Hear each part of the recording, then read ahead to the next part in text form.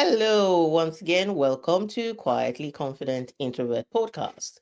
This is the podcast that empowers introverted women in business and leadership to develop quiet confidence, harness their strengths, and achieve their audacious ambitions. And I know that you are in the right place if you're seeking those key things and you're looking for how to be tenacious to go after those things that you desire. My name is Patience Sukumbono, and I want to thank those who have been listening, who have been subscribing, who have been sharing the podcast. Why? Because last week I got an announcement to say that Quietly Confident Introvert Podcast is number 6 out of the top 15 introvert podcast out there on Feed Spot. So I'm really excited about it. And I want to just celebrate those of you who have been subscribing and ask for you to keep doing so. And obviously, you're listening and you can listen on all the major podcast channels as well as watch and listen on YouTube. So today, I'm really excited because once in a while, I just don't come to you all by myself. I bring to you rich conversations with guests that I know that will add value to you. And one of such guests is my friend and co-leader in our women's prayer community, which I call Breakthrough Prayers. And that is Imabon Essien. So today's topic that we're going to be talking about is 8 beautiful truths of introverted stroke extroverted women's friendships. And we're going to be looking at how this works. In the real world, you have to exist with other people with other personalities. So we shall be talking about that. We shall be having a heartfelt conversation of how we're making it work over the last 2 years within the community. And we will be talking about the 3 shifts. We'll be exploring that: the friendship, relationships in general, and partnerships. And not just in the space that we want to talk about it, like just in community, but in the workplace as well, in leadership, in other areas, not just in the communities that are set up. This conversation will really be valuable. So let me tell you before I bring Imabong, as I'm so excited to bring her on board, but let me tell you about a little bit about her. Imabong Essien is a certified leadership strategist, journaling coach, professional ghostwriter, trained speaker, and an author. And she's very passionate about helping visionary executives turn their thoughts into actionable leadership strategies. So without further ado, I would want to welcome Imabong to the stage right now. Hello, Imabong. How are you today? Thank you.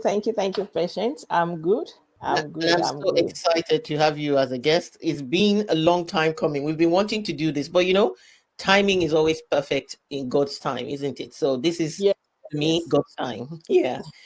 So I Thank, haven't introduced you a lot. Please tell the audience about yourself. okay. Thank you so much for bringing me in. I'm so excited to be here as well to add value and also say one or two things that will impact other people's life. As you have rightly introduced me, my name is Imabong Essien. I'm a leadership strategist and a journaling guide. So, what I do is to help visionary executives transform their thoughts into leadership actions. Yes. So, what does that mean? It means I help them navigate their thoughts and emotions through writing consistently, as that will enable them gain clarity and also help them develop a stronger sense of who they are that will enhance their leadership skill. So that's all about me. And aside teaching them how to incorporate the habit of writing consistently, I have been able to publish few journals that will help them to be very practical. And the first one is a parenting journal. It helps executives who are parents, to describe their children in a godly way. The second one is a wisdom journal. Wisdom journal is like a guide that helps you, reflect on issues that most time overlook them. So this will bring it to your awareness, and you'll be able, by writing down, sitting down to reflect on them, write about them. It helps you practicalize them. Then I also have a reflective journal specifically for leaders, that it to help them, have that self reflection time for themselves. That will help you build, be an age over the team you are leading. So That's all about the journals have published that will help them become very practical about in the aspect of writing consistently. So that's Hmm. all about me. Yes, and Imabong is based in Nigeria, and obviously, as you guys know, I'm based in UK. So that's interesting that across the pond we are having a nice relationship, and how we met is also interesting. So let me share a little bit of that. We met online. So again, I know that as an introvert, it's great. It's a great opportunity to, if you are somebody who doesn't really like networking, starting baby steps using online is great. And we are both part of the Maxwell leadership team as well. So that was our common ground. That's where we kind of hung out in a bigger community. And so, come 20, I think it was December 2020, I felt like I was in a space where, a bit of a challenging space where I felt like I wasn't tapping into my faith as a resource on my journey in business and generally in life as I wanted to really feel empowered by it. And so I felt like God was saying to me, go ahead and do something about it. So I went out there and I did a five-day series called Breakthrough Through Prayers. And in that time, I was doing it in a community that I run, which is predominantly for business. And having done that, I thought, who is going to listen to me? Because this is quite going down the spiritual route, right? But fortunately for me, people not only listened, I even got people to feel that, yes, this is in alignment. And so they signed up to become clients and things. And come January, I thought, I've done my bit, now I can get on and maybe I can start thinking about breaking through in life through prayers and through trusting God. And then I felt that again, I was led to kind of invite other people in. And so I thought, how on earth am I going to do that? Who do I know that's really interested in this? And I put out that invitation in the Maxwell Leadership Group. And whether sadly or happily, but I have to say happily, so happily, it was only Mabok that said, yes, please. And we got on with it. And for a while, it was just two of us. Now, one of the things I know that Imabong will carry on from here to talk about, we didn't come together on the basis of, oh, I'm an introvert and I'm an extrovert, but we want to talk to you about some key truths today around, the introversion and extroversion and how relationships work. But that's not how we came together. Our values and challenges were part of the attraction and the rapport. So, in terms of Imabong taking over from here, let's just talk about some key things. What made you, Imabong, say yes to I would say a complete stranger? Because even though we were in the bigger group, you didn't know me, and I also didn't Yes. know you. I guess what made you say yes, and how do you feel that the journey has been for you, or evolved for you so far? Yes, it's so amazing how life works sometimes because when you approached me, I didn't even take note of you in the group, but somehow I went to check, when you are in a group, you check how did this person get to know you. When I checked, I realized that we are in the same Maxwell team, and I was like, okay, this is a good thing to do with you. So, and as at that time, I can remember I really needed someone to confide in, someone aside my family members, aside a friend I've known for some time. I just needed someone I can talk to without the person judging me, judging what I have to say, or maybe using my past to judge me. So, as at that time, I needed such a person in my life. So, for me, the invitation was quite timely. It was divinely timely. Mm, So I did not hesitate to embrace the opportunity. And so far, I can say that this group has been my place of solace because there's nothing as good as having a place you can be vulnerable, a place you can share your struggle, a space you can pray, pray with people and feel that your prayers have been answered. And so far, I think God, not even I think, God has been helping us in that group. And another thing I see very fulfilling is that I have been able to invite people into the group and I see them find joy. I see them see that group as a place they can always come and share their prayer requests. We pray together and they feel fulfilled. So that's one thing that I really find productive in two of us coming together to start this prayer group. Yes.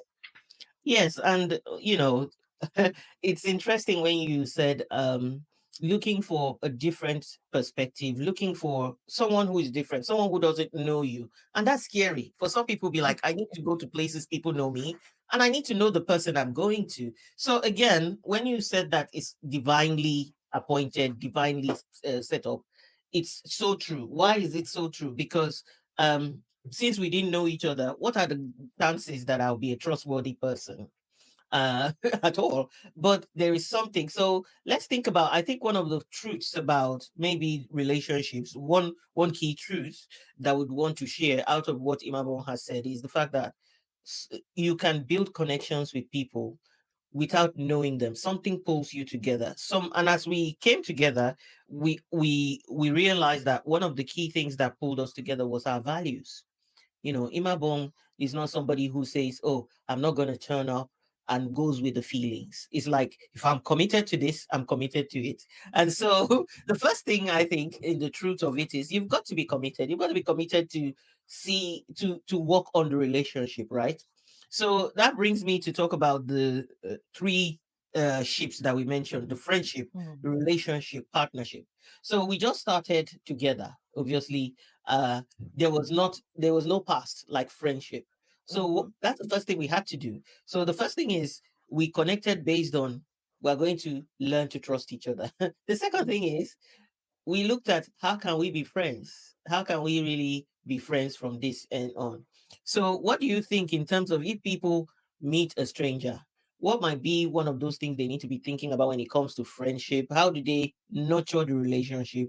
And then again, I would say that as we went on, it became a partnership. I called you first, but suddenly it wasn't like as people started coming in, I started saying, no, it's not me founder, it's co-founders, co-leaders, and basically is basically co-visionaries together. So maybe you can share some insights that you might have as someone who is maybe in a different space from me, in a different area from me, some of the leadership traits that you could say are the truths that people need to know when it comes to building these three ships. Started as strangers, kind of, but I can say that we have come to build a partnership.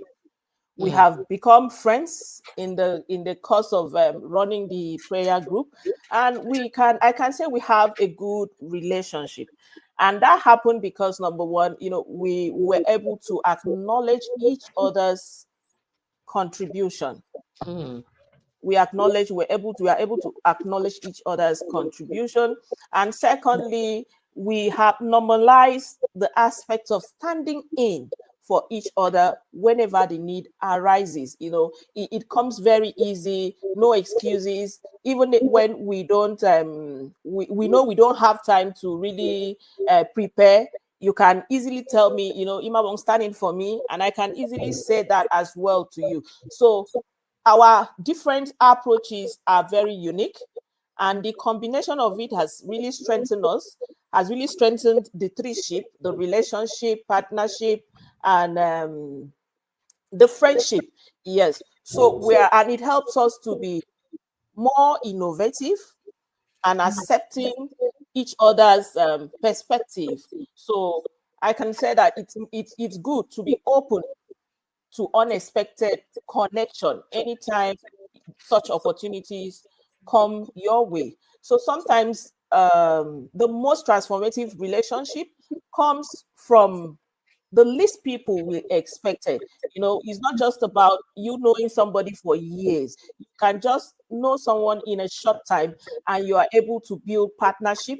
You're able to, start a relationship, a very good one, and you people can be friends for life. So I mm, think we've been able to understand that approach, and we're using it, and it's actually working for us.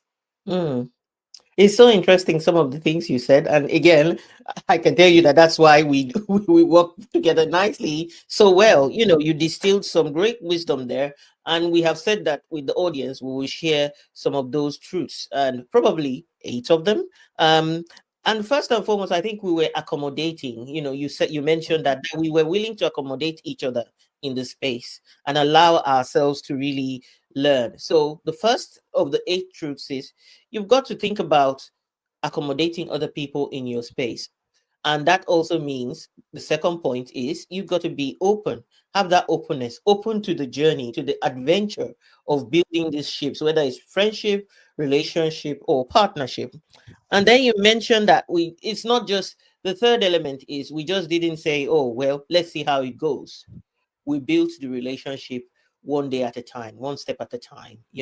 And in building that, for us to be able to do that, number four is we kind of decided that we're equal in this. Like I said, um she came in first, and I thought the person that believes in the vision, even without getting the clarity of the vision, the person that has that intuition to think that this is where one is going. And to be honest, I didn't know where I was going technically. So for Imabong, again, that's the foundation of it, where there is somebody who is compassionate and who is willing to go on the journey.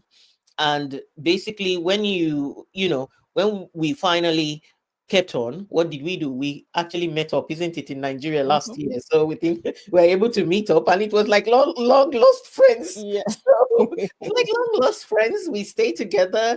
When she took me to her house, and there is one thing about the feelings that you have of somebody online, and then you think, okay, um, who are they? And then you have that journey with them, and they are the same person.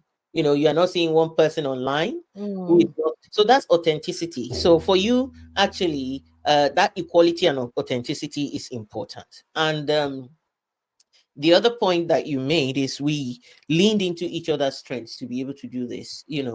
And so that brings me to talk about when we are talking about introverts and extroverts have certain strengths and introverts have certain strengths. So that is one of the points. We leaned into our strengths, we leaned into leadership qualities that we wanted to develop and bring to the fore. And what we saw was creativity and innovativeness increase the ability to bring in perspectives, different perspectives as well, how people think.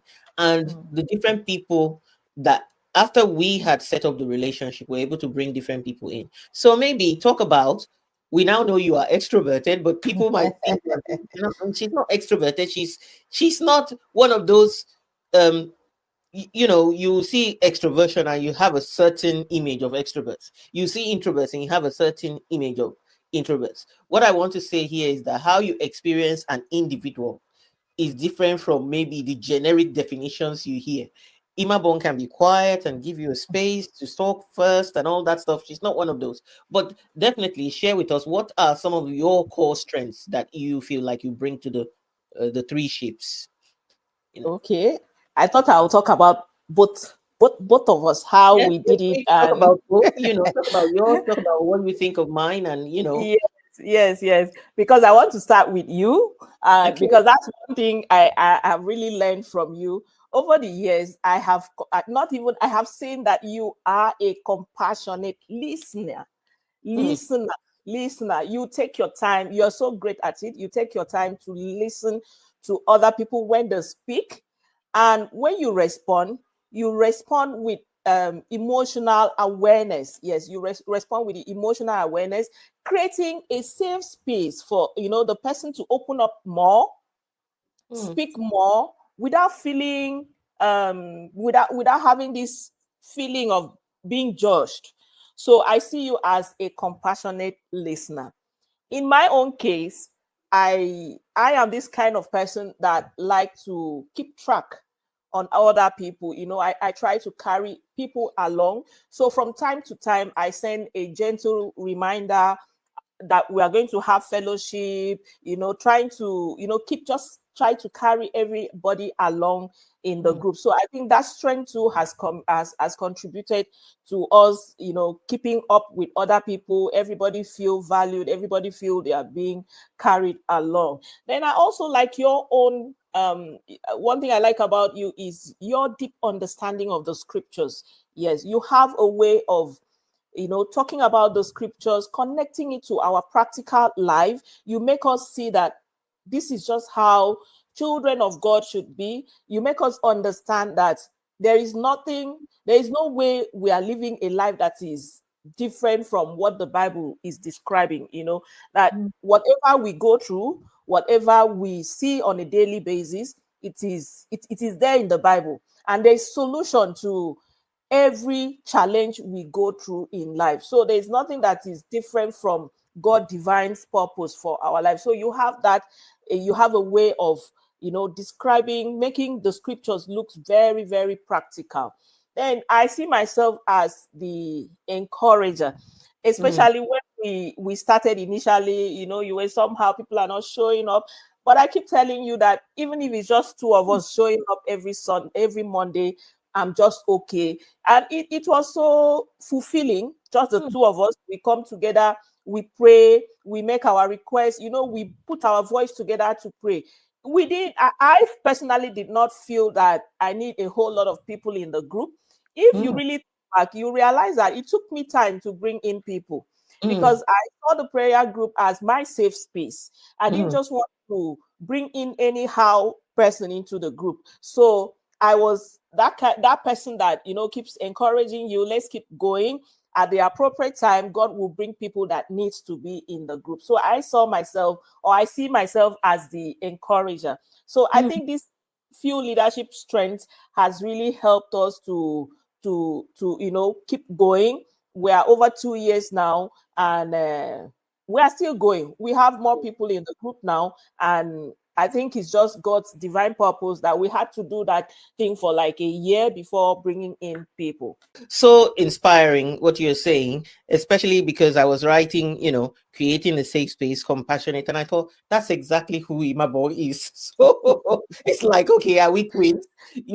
But basically the foundation is that if you're going to build a relationship between two people who are different personalities, that compassion has to be there, that desire to be empathic, to understand each other. And also sometimes, they say three is a crowd. So initially, like Imabo mentioned, when we came together, I was thinking, okay, maybe we need more people. But whenever we come together, despite it being just two of us sometimes, where we would have invited, because we invited some people, and in the beginning we said, okay, this is open for people who want to come. And anytime the prayer is happening, we would share the link with people and say, come along. But it so happened that people were not trusting. And like Imabo said, it was a blessing because during those times, two of us built the relationship. So think about, the smaller the size, the more you can feel that you have a protected space to learn about each other. So when it comes to introvert and extrovert relationships, that's one way to think about it. Or generally, relationships. Can you create a protected space? When you think about something being planted, the shoots of it, the roots of it are still delicate. They are still needing to be formed. And if you overdo it, they will be uprooted. So for us, it was like that opportunity was there for us to really nurture it. Then I have to say that whenever Imabon comes up, that encourager, she embodies an encourager leader. She's just an encouraging person. She would say, sis, we just need to get on with it. We are together. We are here. As long as both of us are willing to always turn up on Monday, I'll be here. Mm. And for somebody to say to you, I'll be here. I'll be here. And that was very powerful. And in fact, in the beginning, she was like, oh, you are the leader. You talk, you do. And I'll be like, no, Imabo, it's your turn tomorrow. You're going to be the one to share. And to be honest, Imabo approaches anything she does as a leader. She has a leader's heart, but a leader who is compassionate, a leader who is encouraging. So, I mean, um, we have our flaws. We have times that maybe things and don't always work as they need to. But I can't remember where it has escalated to the point where we're feeling like, oh, this is not working, which is a gift as well. So, what would you say is that secret ingredient that you have, even though you are extroverted? And we think about introverts are those who like, quiet solitude. They process more inwardly. Extroverts process more externally, like a lot of people around them and everything. And yet we didn't have conflict or tension in all those things. Mhm. What would you say is your own understanding of what made that possible? Mm, I believed so much in the prayer group. I was positive. I was open. really, really open, it allows me to embrace whatever maybe will happen in future. But I was open, I was positive. I knew that I'm not making a mistake. Prayer group is not a mistake, it's divine and purpose to fulfilled in the prayer group. So I'm always ready. I'm Mm. always ready. I'm always open. I'm always positive. And I think what you're describing, maybe if we shift a little bit from just building community and we think about it in terms of in the business world where people need to exist in teams. So, say you've just been employed and you come into the organization, and you're new to the organization. All the things you've been describing kind of describe what we talk about in terms of feelings and reality of psychological safety. First and foremost, people in that team or in a group have to have that positivity of the fact that it can work. We'll make it work. We'll make it work. And I think what you've said there is very important for you to feel like you are in a safe space where you won't be judged, where you will go with the flow to see how things happen and you will be compassionate. So, in a team or in a group of people, having compassion for one another, understanding that we have differences, but not making that difference the core reason for building the relationship. I think at the core of it, all we've talked about here is that our values complemented each other, Mhm. and our faith was the anchoring thing that helped us to build a relationship around what we were doing.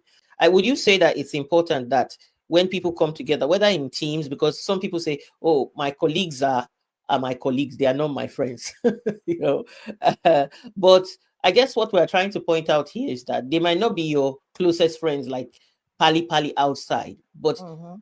you have the consciousness of friendship is important for things to work in a team. What do you think about that? Well, I think I'm one of them that says that as well. Are my colleagues, they are not my friend.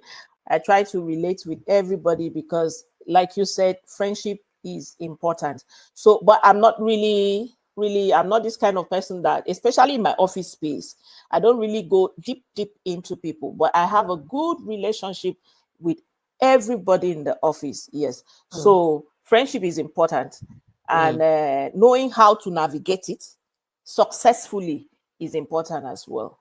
mm. And I think you hit the nail on the head. The word there actually is connection. And introverts talk about deep connections, but we know that sometimes at work you can't get that deep connection.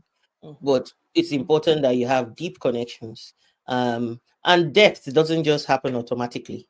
You have to Yeah. create, like you said, you have to know how to navigate it, but you also have to give it time to nurture, to find Mhm. depth. So even with our team members, the longer you work with people and the more you work on the right kind of connections, the partnership, the relationship, the friendship, the more you work on that, the more you get a depth in the connecting that you do. And it might be that yes, they're not equivalent to your childhood friends or outside friends, but you can say for sure that these people I can trust them. These Mhm. people I can. It's not always possible, but as leaders, that's what we need to be building in our communities, in the workplace, and creating that safety for people. So I guess some of the things we've shared here so vital in terms of how can you nurture relationships between introverts and extroverts. What maybe are some of the three key points that you would like to leave with people to say these three core things matter Mhm. most when it comes to relationships? The first one is recognizing each other's strength. Yes.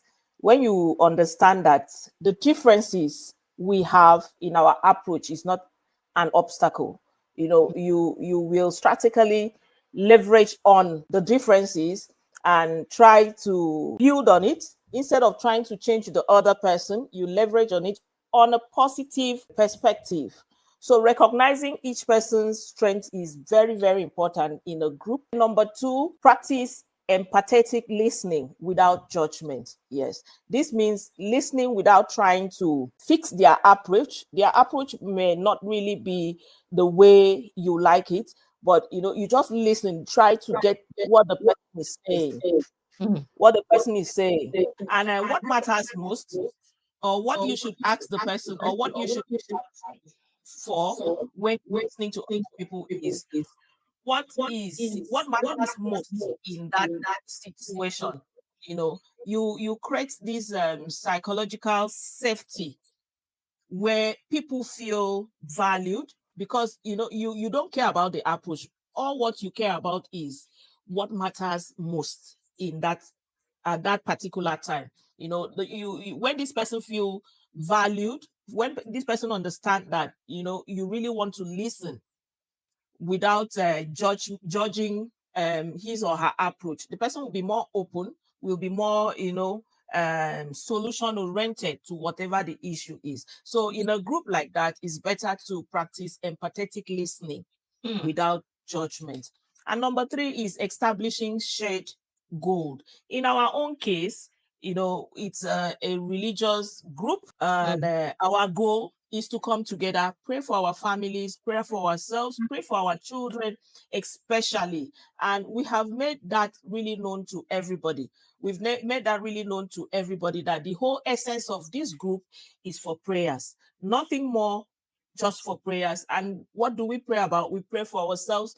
We pray for our children, especially in the group. So when everybody understand that this is the goal, this is the aim of this group, they will try to align towards achieving that goal as a group. So these are the three things I would like my listeners to go home with. Number one, recognize each other's strengths. Number two, practice empathetic listening. And mm. number three, everybody establish shared goal and run with it. Everybody should run with it towards and just to achieve the goal for the group.